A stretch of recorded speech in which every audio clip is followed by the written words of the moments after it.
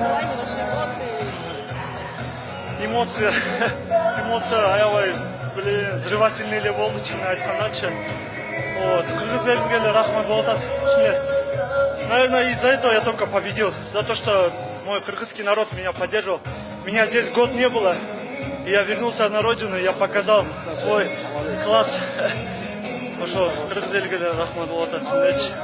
Всем мамам, всем спасибо большое, потому что вот такие джигиты есть, которые, это самое главное, посвящаешь нашим матерям. Они, на самом деле, они очень много терпят. Вот. Спасибо большое тренерам таким, которые воспитывают, таких как мы. Всем братьям, которые рядом поддерживают в каждую тяжелую секунду. Они рядом. Чон рахмат айтотам, да? Очень приятно, на самом деле. Как вы оцениваете соперника? Соперника очень хороший, терпеливый, с характером, на самом деле, с характером пацан. Он молодец. Чынлы аябай терпеливый бала экен. Эми эптеп Кыргызстандын классыны көргөздүм да.